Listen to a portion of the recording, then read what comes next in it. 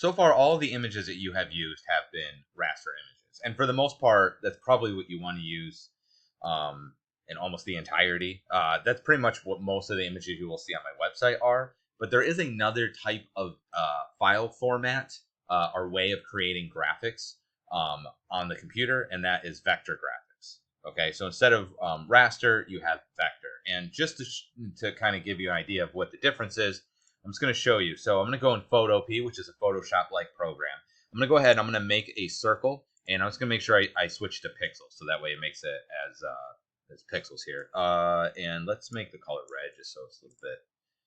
And I'm just going to make it proportion. I'm going to hold Shift, and I'm going to make it like that big. Okay. Now what I'm going to do is I'm going to zoom in on that picture, and then you'll be able to see that it is made up of pixels, right? So let me make this even bigger. So you can see each little square that makes up the picture, right? Pixel stands for picture element, all right?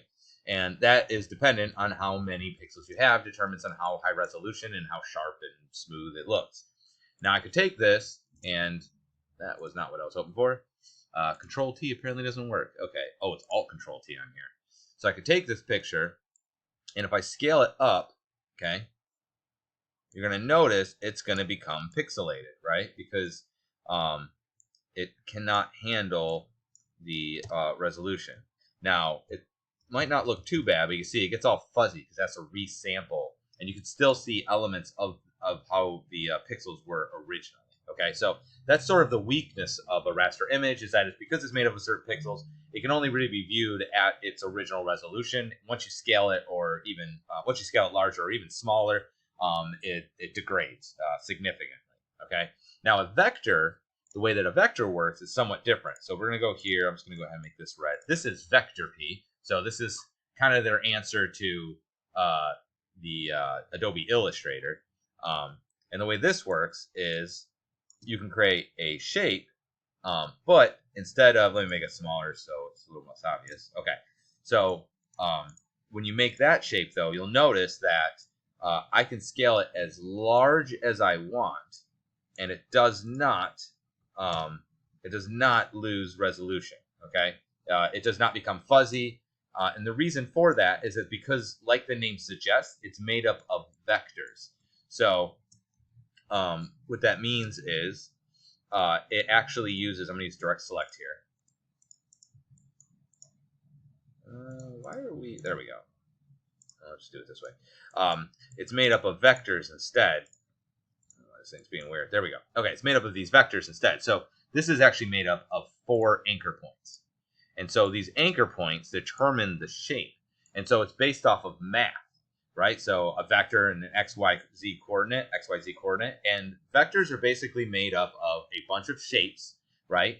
And these shapes are made up of points, which are these anchor points that you see. And the shape itself has a fill. So the fill is the color on the inside here. So I could switch it to a different color, and then that will become the color. That's the fill. And the outside is the stroke, and I can switch that stroke color as well. We just click on it here. Let's make it blue.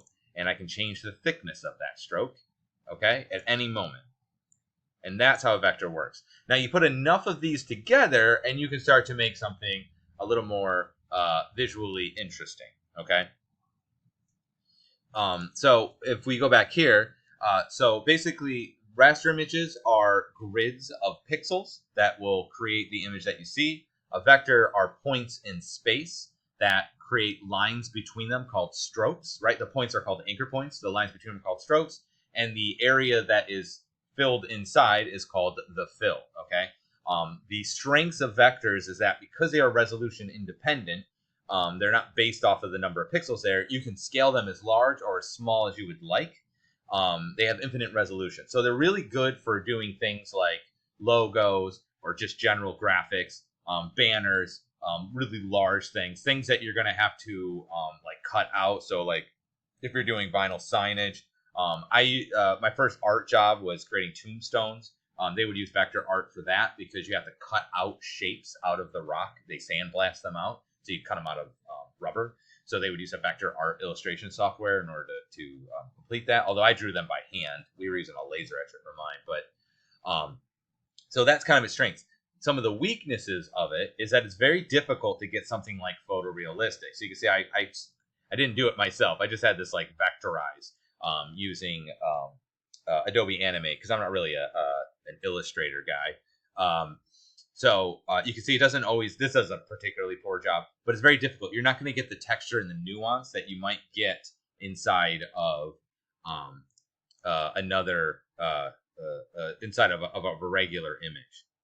Now, in this example here, if we click on it, you can see you can create a photorealistic vector graphic, but it's a lot of basically layering of various gradients on top of each other. So you can kind of see this is sort of what the wireframe looks like.